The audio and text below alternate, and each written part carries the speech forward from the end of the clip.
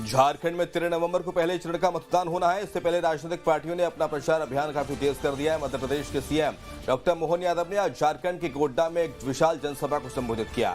मुख्यमंत्री डॉक्टर मोहन यादव ने जेएमएम और कांग्रेस पर जमकर निशाना साधा। साथ ही उन्होंने कहा कि जेएमएम और कांग्रेस की सरकार झारखंड में बांग्लादेशियों को लाकर यहाँ के लोगों के घर, मकान, दुकान, रोजगार और खेत पर कब्जा दिला रही है। कांग्रेस ने गरीबों के लिए काम नहीं किया है, जबकि भाजपा सरकार गरीबों का इलाज करा रही है। बीजेपी जो कहती है वो करती है।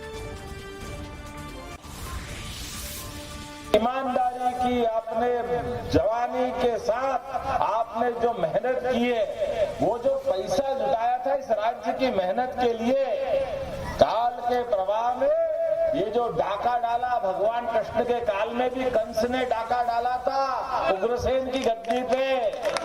तो ये कांग्रेस और कंस वाले एक ही लाइन के हैं। ये कृष्ण का, भगवान कृष्ण का चाहे जितना विरोध कर ले, लेकिन हमें मालूम है भगवान कृष्ण ने कंस को घर में घुस के ही मारा था। उसका अंत उसके घर में ही है।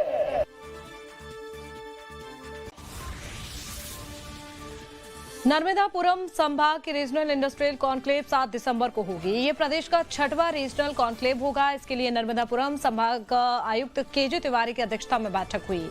एमपीआईडीसी के एग्जीक्यूटिव डायरेक्टर विशाल सिंह चौहान ने 6ठे नर्मदापुरम संभाग की रीजनल इंडस्ट्री कॉन्क्लेव की रूपरेखा बताई है।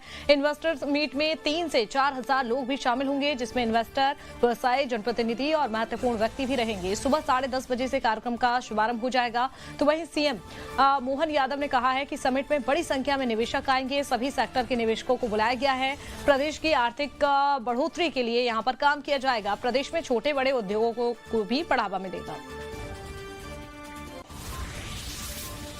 हमने अपने संभाग के रीजनल कॉन्क्लेव करने का जो प्रयास किया था, जैसा कि जानकारी के 7 दिसंबर की हमारी नर्मदापुरम अर्थात पुराने होशंगाबाद जिले में ये संभाग स्तरीय इन्वेस्टर समिट होने वाली है, जिसके माध्यम से बड़े पैमाने पर निवेशकों को इस नर्मदापुरम के क्षेत्र के अंदर की संभावना से जोड़ते हुए देश की आर्थिक बेहतरी के लिए हम काम करने वाले हैं।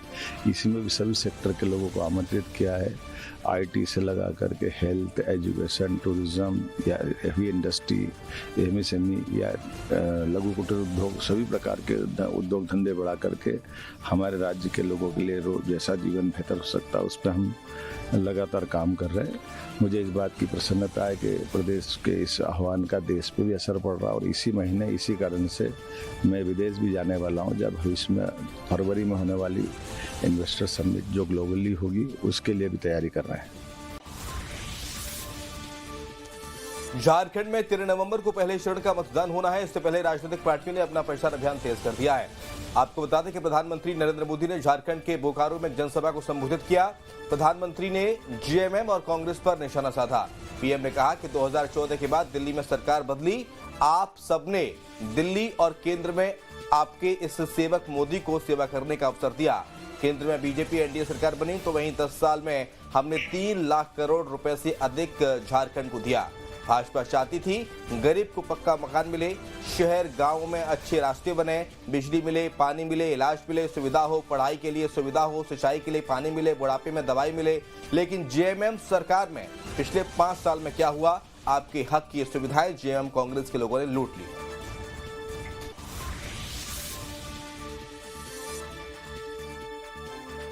पिछले 5 साल में हुआ क्या भाई? आपके हक की ये सुविधाएं जेएमएम कांग्रेस के लोगों ने लूट ली, लूट। आप मुट्ठी भर बालू के लिए तरस रहे हैं और इनके नेता बालू की तस्करी करके करोड़ों करोड़ों रुपए कमा रहे हैं। इनके पास से नोटों के पहाड़ निकल रहे हैं। केंद्रीय गृह मंत्री अमित शाह ने आज मुंबई में महाराष्ट्र विधानसभा चुनाव के लिए बीजेपी का संकल्प पत्र जारी कर दिया है। इस घोषणा पत्र में किसानों, महिलाओं और युवाओं पर खास फोकस किया गया है।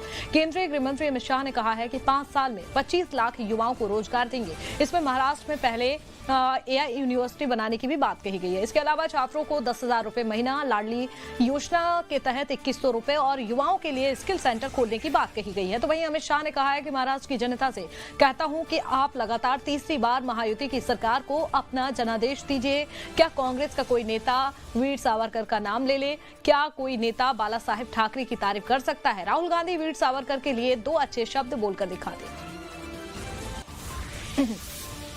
किसानों का सम्मान करने की बात की है, गरीबों का कल्याण करने को जमीन पर उतारने का काम किया है, महिलाओं का स्वाभिमान बढ़ाने के लिए हम योजनाएं लेके आए हैं और विरासतों का पुनरुत्थान करने का काम भी महायुति सरकार ने किया है। हमने इस संकल्प पत्र के माध्यम से महापुरुषों की परंपराओं को, सांस्कृतिक विरासत को आगे बढ़ाने के संकल्प भी रखे हैं।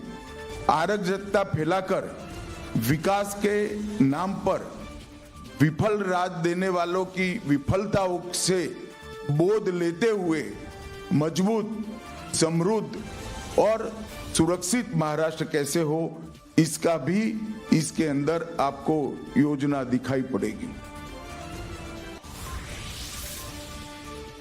महाराष्ट्र विधानसभा चुनाव के लिए महाविकास आघाड़ी ने अपना घोषणा पत्र जारी कर दिया। अपने इस घोषणा पत्र में एमवीए ने महिलाओं को 3,000 रुपए प्रतिमाह देने का वादा किया। 25 लाख के मुफ्त हेल्थ बीमा का भी ऐलान किया है। ग्रेजुएट और डिप्लोमाधारी को 4,000 रुपए महीने का वादा किया गया। कांग्रेस अध्यक्ष मल्लिकार्जुन खड़गे ने कहा है कि कृषि, ग्रामीण विकास, शहरी विकास, स्वास्थ्य जैसे क्षेत्रों में 5 गारंटी लागू की जाएंगी। महाराष्ट्र में जातिगत सर्वे किया जाएगा। महालक्ष्मी योजना के तहत कांग्रेस ने महिलाओं को हर महीने 3,000 रुपए देने का वादा किया है। महिलाओं के लिए फ्री बस सर्विस का ऐलान भी किया गया है। वहीं कुटुंब रक्षा के तहत एमवीए ने वादा किया है कि वो लोगों को मुफ्त दवा देंगे और 25 लाख तक का हेल्थ का बीमा भी मुफ्त दिया जाएगा। और ये खुद ही देते हैं कि ये इसमें कोरे पन्ने हैं, इसमें कुछ लिखा हुआ नहीं है। अरे जाके इनको और एक प्राइमरी स्कूल में भर्ती करो, आपके है नहीं कोई, ये इनको वापस लाओ भाई, हमारे पास ट्रेनिंग लो, फिर भाग के जाओ, ऐसा मत बोलो, यहीं रहो, बोलो जाने दो। तो मैं आपको एक सबूत के तौर पर मैंने आपको बताया।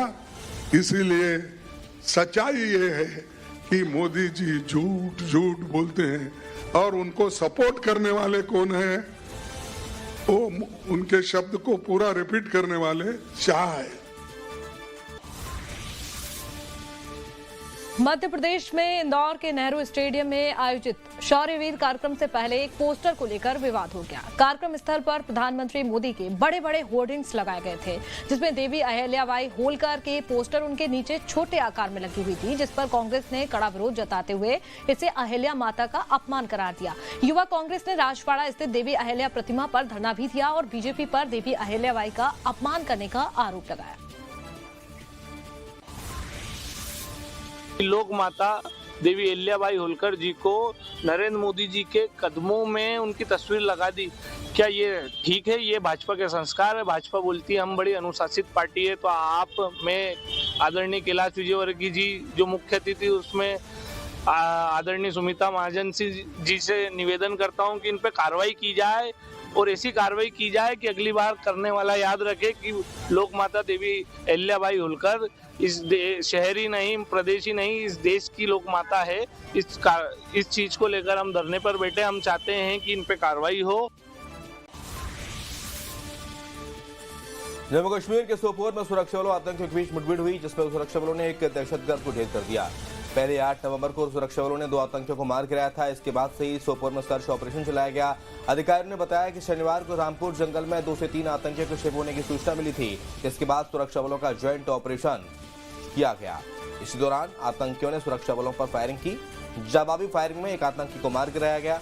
फिलहाल ऑपरेशन को रोक दिया गया है। इसके बाद इलाके में सुरक्षा बलों की ओर से घेराबंदी जारी रहेगी, जिससे आतंकवादियों को भागने का कोई मौका न मिले।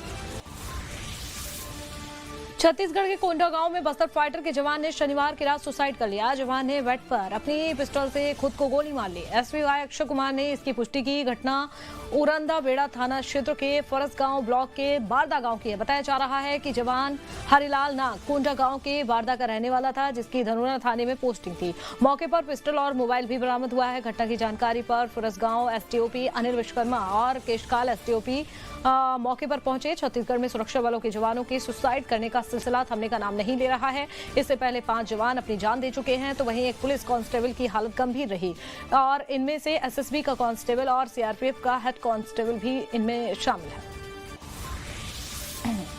जबलपुर में 2 नाबालिगों ने छात्र की बेरहमी से पिटाई कर दी। साथ ही मारपीट का वीडियो भी बना लिया और सोशल मीडिया पर अपलोड कर दिया। आपको बता दें कि पुलिस को जैसे ही सूचना मिली इस पूरे मामले की, पुलिस मौके पर पहुंची और मामला दर्ज कर आरोपियों की तलाश में जुटी है। फिलहाल जबलपुर के गौरीघाट इलाके का एक पूरा मामला है। भिंड नगर पालिका में कर्मकार मंडल और संबल योजना के तहत वित्तीय अनियमितताओं और गबन के मामले में कार्रवाई की गई है। पुलिस ने 2 पूर्व मुख्य नगर पालिका अधिकारियों समेत 6 कर्मचारियों पर एफआईआर दर्ज कर ली है। दरअसल एमपी भवन और कर्मकार मंडल के साथ साथ संबल योजना से जुड़ा ये मामला है, जिसमें साल 2021 से 2024 के दौरान सरकारी धनराशि का दुरुपयोग कर निजी लाभ अर्जित करने का आरोप है। नपा सीएमओ यशवंत वर्मा की शिकायत पर पुलिस ने भारतीय दंड संहिता की धारा 409, 420, 467, 468 और 120 के तहत मामला दर्ज कर लिया है। शिकायत के मुताबिक इन आरोपियों ने योजनाओं के लाभार्थियों के नाम पर कूट रचित बैंक खातों के जरिए गबन किया और वास्तविक हितग्राहियों को भुगतान न करते हुए अन्य व्यक्तियों को धनराशि भी हस्तांतरित कर दी। करीब 3 करोड़ 4 लाख की हेराफेरी करने का आरोप है। रतलाम में